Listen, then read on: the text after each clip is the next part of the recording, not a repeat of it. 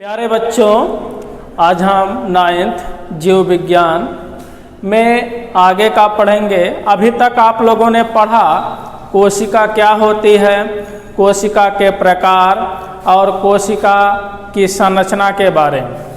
अब हम उसी क्रम में पढ़ेंगे जैसे हमने कल बताया था। जंतुओं में पाई जाने वाली कोशिकाएं पौधों में पाई जाने वाली कोशिकाएं से भिन्न होती हैं, इसीलिए दो आधार पर जीवधारियों में कोशिकाएं पाई जाती हैं, एक जंतु कोशिका, एक पादप कोशिका। नाम से ही स्पष्ट है, जंतुओं में सदैव जंतु कोशिका होगी और पौधों में सदैव पादप कोशिका होगी। लेकिन हम इनमें अंतर क्या स्पष्ट करेंगे। आपके सिलेबस में जंतु और पादप कोशिकाओं के अंतर को पढ़ना है, वह अंतर कैसे पढ़ेंगे। कुछ जो मेजर डिफरेंसेज हैं, यानी कि जो बड़े अंतर हैं, उनको हम बता रहे हैं।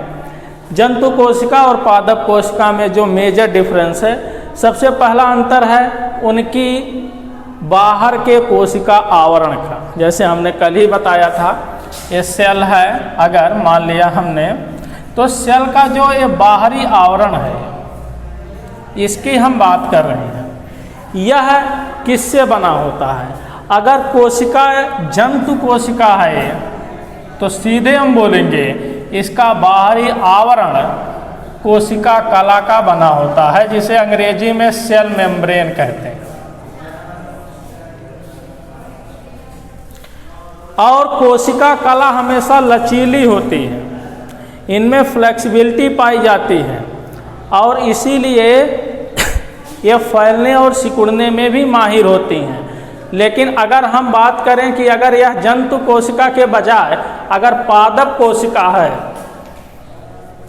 तो इस दशा में इसका बाह्य आवरण जो होगा वह कोशिका कला से ना बन करके कोशिका भित्ति से बना होगा, जिसे हम अंग्रेजी में सेल वॉल कहते हैं। इस कारण से यह कोशिका कठोर होगी, इसमें लचीलेपन का अभाव होगा। तो आप समझ गए होंगे, कोशिका भित्ति पौधों में पाई जाती है, इसीलिए पौधों की कोशिकाएं कठोर होती हैं, जबकि जंतुओं की कोशिकाओं में कोशिका कला होती है, इसीलिए जंतुओं की कोशिकाएं लचीली होती हैं।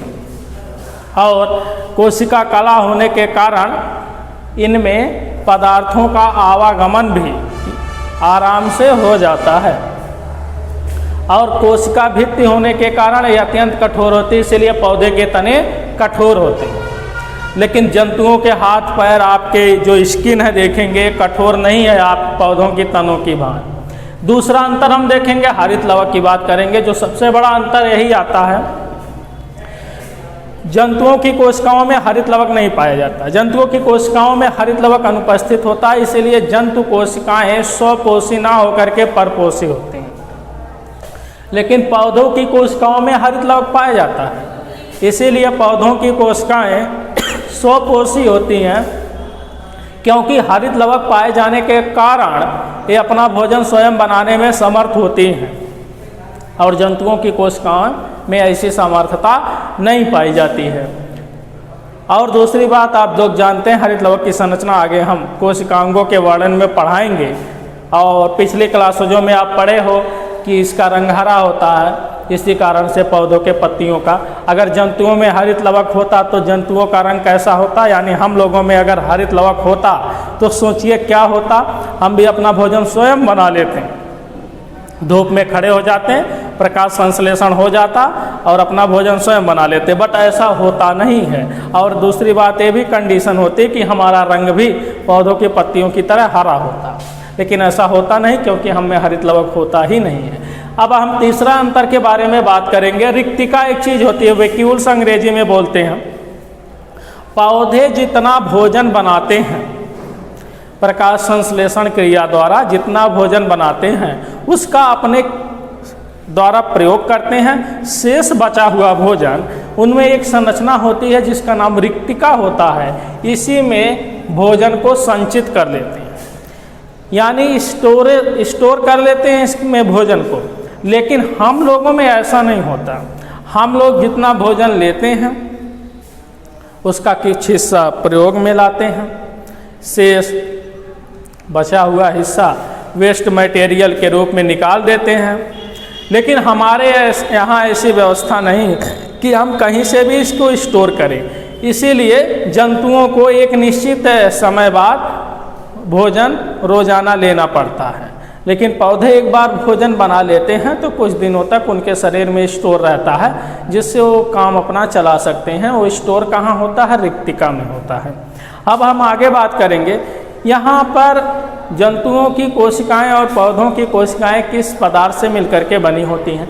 संभवतः जंतुओं की कोशिका काइटिन और पॉलीग्लाइकोसाइड्स वगैरह से बनी होती हैं, लेकिन पौधों की कोशिकाएं सेलुलोज से बनी होती हैं। एक मुख्य लक्षण है, पादप कोशिकाओं में सेलुलोज पाया जाता है, और सेलुलोज ऐसा पदार्थ है जो जल्दी नष्ट नहीं होता, इसीलिए पादप कोशिकाओं की उम्र भी जंतु कोशिकाओं से अधिक होती है।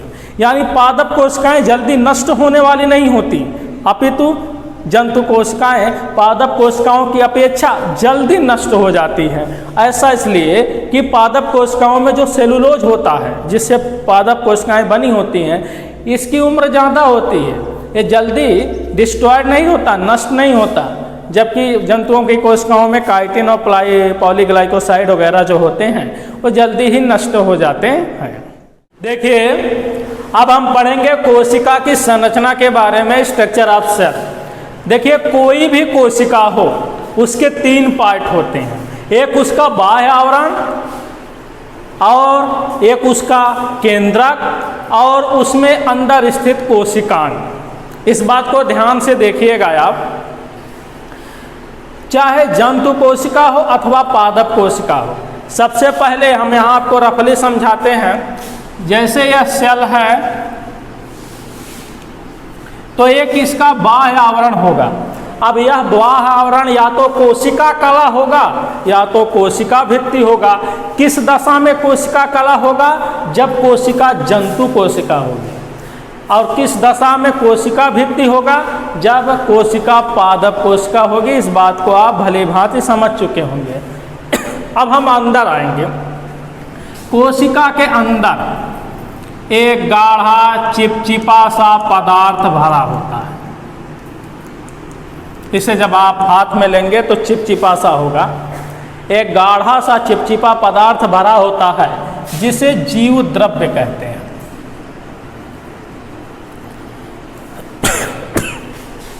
इसे जीव द्रव्य यानी साइटोप्लाज्म कहते हैं। इस बात को ध्यान में रखिएगा आप। ये जीव द्रव्य होना कोशिका में आवश्यक है, चाहे वह पादप कोशिका हो चाहे वह जंतु कोशिका हो। अगर जीव द्रव्य कोशिका में नहीं है तो कोशिका मृत मानी जाएगी, मरी हुई, डेड मानी जाएगी, वह सजीव नहीं मानी जाएगी। सजीव कोशिका होने के लिए उसमें जीव द्रव्य का होना परम आवश्यक है। अगर कोशिका में जीव द्रव्य नहीं है तो वह सजीव कोशिका कदापि नहीं मानी जा सकती, वह मृत कोशिका के श्रेणी में रखी जाएगी। यानी सेल अगर डेड है तो उसका जीव द्रव्य सूख गया होगा। अगर जीव द्रव्य उसमें जीवित है तो वह कोशिका भी सजीव है यानी जीवित है। अब देखिए, इसीलिए एक वैज्ञानिक था हक्सले ने जीव द्रव्य को जीवन का भौतिक आधार माना है। The physically based of life is cytoplasm. यानी जीव द्रव्य ही जीवन का भौतिक आधार है। कहने का तात्पर्य है, अगर जीव द्रव्य ही नहीं है कोशिका में तो वह कोशिका सजीव कोशिका की श्रेणी में नहीं आती। हम आपको यहाँ एक बात और बता रहे हैं, समझ लीजिए कि सजीव और निर्जीव कोशिका की पहचान। अगर कोशिका निर्जीव है, किस कोशिका को? जैसे मेज है, मेज पौधे से बना हुआ है, लकड़ी का मेज पौधे से बना हुआ है, यानी उसमें पादप कोशिकाएं हैं, लेकिन वो पादप कोशिकाएं वृद्धि और विकास नहीं कर सकती। लेकिन वही पादप कोशिकाएं जब पेड़ पे थी, वही लकड़ी जब पेड़ से जुड़ी थी तो वह वृद्धि कर रही थी, क्योंकि वह सजीव थी, क्योंकि उसमें प्रोटोप्लाज्म यानी साइटोप्लाज्म यानी जीव द्रव्य उसका जिंदा था, उसमें जीव द्रव्य था, लेकिन वो लकड़ी कट गई, लकड़ी सूख गई, उसे मेज बन गया। अब उसमें से प्रोटोप्लाज्म, अभी भी उसमें कोशिका है। मेज में जो लकड़ी प्रयोग की गई है उसमें अभी भी कोशिका है, लेकिन उस कोशिका में कहीं जीव द्रव्य का नामो निशान नहीं है, यानी वो कोशिका मृत है, इसीलिए वह अब कोई वृद्धि और कोई क्रिया नहीं कर सकती।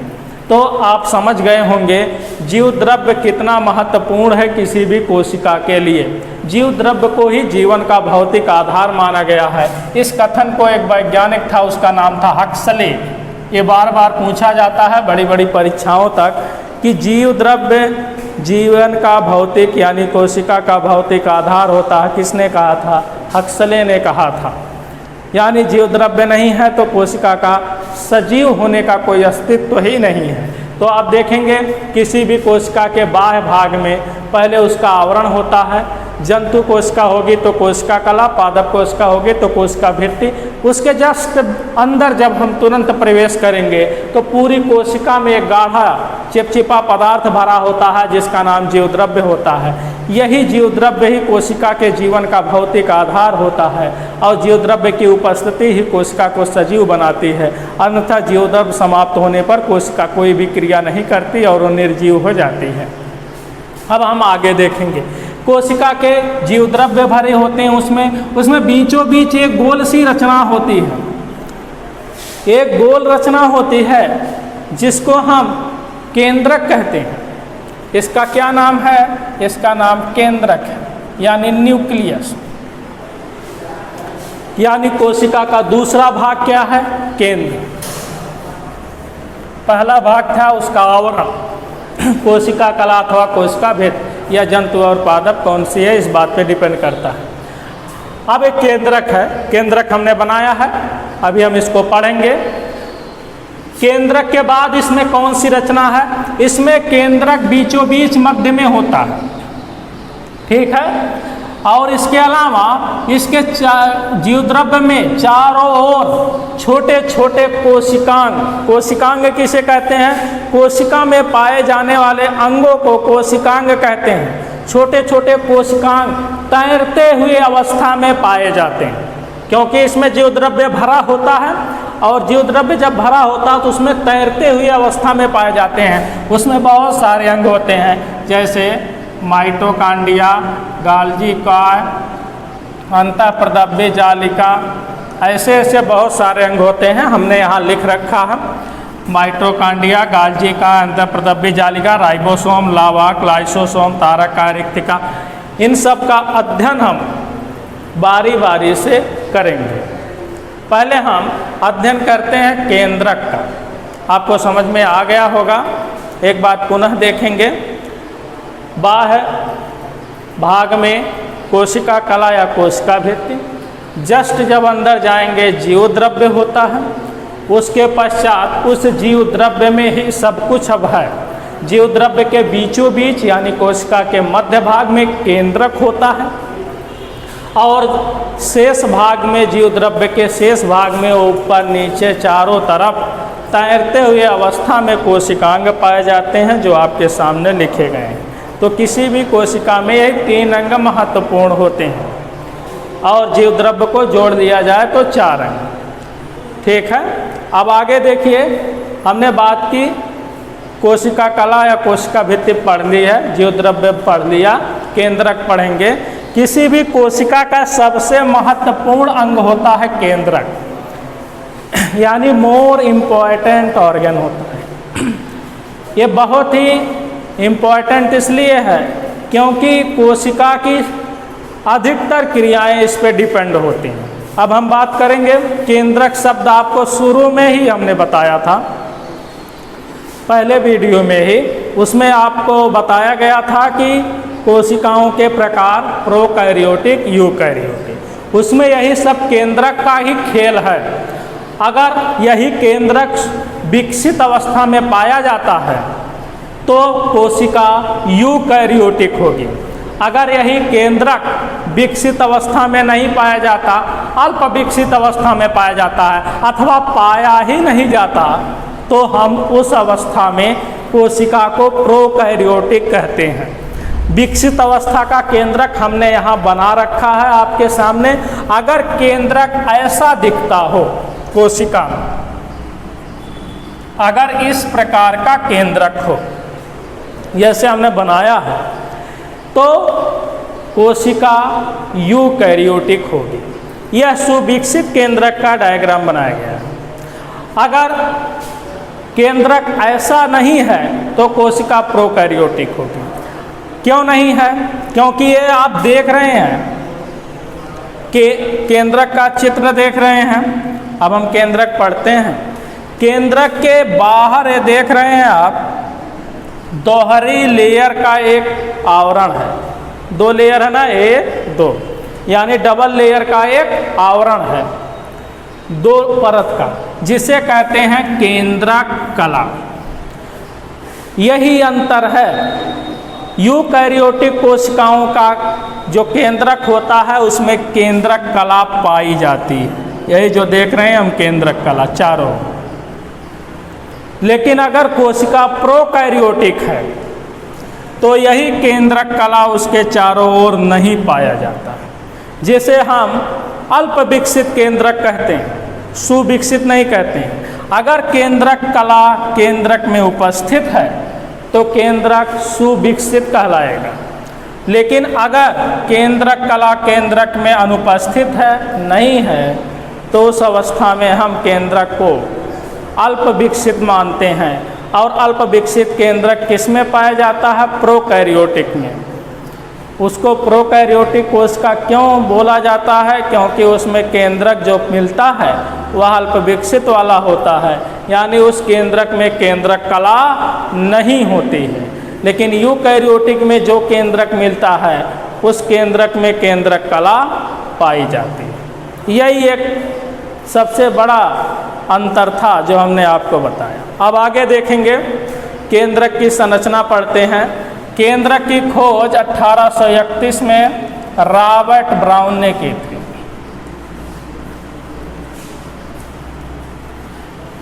किसी भी यूकैरियोटिक कोशिका में एक सुविकसित केंद्रक पाया जाता है, जैसा कि डायग्राम में बनाया गया है। सबसे पहले हम इसके एक्सटर्नल फीचर्स यानी बाह्य संरचना के बारे में अध्ययन करेंगे। तो केंद्रक के बाहर चारों ओर दोहरा आवरण घिरा होता है, एक डबल लेयर होता है, आप देख सकते हैं, एक ये है और एक ये है। दोहरा आवरण होता है जिसे हम केंद्रक कला कहते हैं। इसके 2 काम हैं, एक केंद्रक की सुरक्षा देखना यानी सुरक्षात्मक आवरण बनाना। दूसरा यहाँ पर देखेंगे केंद्रक कला बीच बीच में इसमें खाली स्थान होते हैं, यानी बीच बीच में खुली होती है, जिसे हम केंद्रक रिक्तिका कहते हैं। यहाँ बीच बीच में खुले हुए स्थान होते हैं। ये स्थान इसलिए होते हैं ताकि केंद्रक में पदार्थों का आवागमन हो सके, एक्सपोर्ट इंपोर्ट हो सके, यानी पदार्थ केंद्रक से पदार्थ बाहर जा सके और बाहर से केंद्रक में पदार्थ आ सके। इसीलिए बीच बीच में रिक्त स्थान होते हैं। अब हम आगे देखेंगे, केंद्रक में अंदर गाढ़ा चिपचिपा द्रव पदार्थ भरा होता है, जिसे केंद्रक द्रव्य कहते हैं, यानी न्यूक्लियोप्लाज्म कहते हैं। अब इसके भीतर हम देखेंगे एक गोल नुमा अस्थायी रचना होती है, अनपरमानेंट स्ट्रक्चर होती है, जिसे केंद्रिका कहते हैं। जब कोशिका विभाजन होता है तो यही केंद्रिका 2 भागों में बढ़ जाती है और केंद्रक को विभाजित होने के लिए प्रेरित करती है। यानी कोशिका विभाजन के समय केंद्रिका का महत्वपूर्ण कार्य होता है। यही 2 भागों में बट करके केंद्रक को विभाजित करती है, जिससे कोशिका 2 भागों में बढ़ जाती है और कोशिका अपनी संख्या में वृद्धि करती है। आगे देखिए, इसमें बीच में देखेंगे आप धागे के समान उलझी हुई रचना होती है। ऐसा रचना जैसे धागा ना, उसे आप उलझा दीजिए, इस प्रकार की रचना होती है, जिसे क्रोमैटिन कहते हैं। क्रोमैटिन का अर्थ होता है गुणसूत्रीय जाल हिंदी में। ये धागे जैसी रचना को जब एक वैज्ञानिक था वाल्डेयर, इसने सीधा किया। जब ये सीधा किया तो पता चला ये धागे जैसी रचना कई धागों से मिल करके आपस में जुड़ी हुई है, जिसे गुणसूत्र कहते हैं, यानी क्रोमोसोम कहते हैं। सभी जीवों में और सभी पौधों में गुणसूत्रों की एक निश्चित संख्या पाई जाती है। जैसे मनुष्य में गुणसूत्रों की संख्या 46 यानी 46 होती है, मटर में 14 होती है, इस प्रकार की संख्या पाई जाती है। तो इसमें आप रिवीजन कर लीजिएगा। अब हम अगले एपिसोड में ये कोशिकांगों के बारे में पढ़ाएंगे।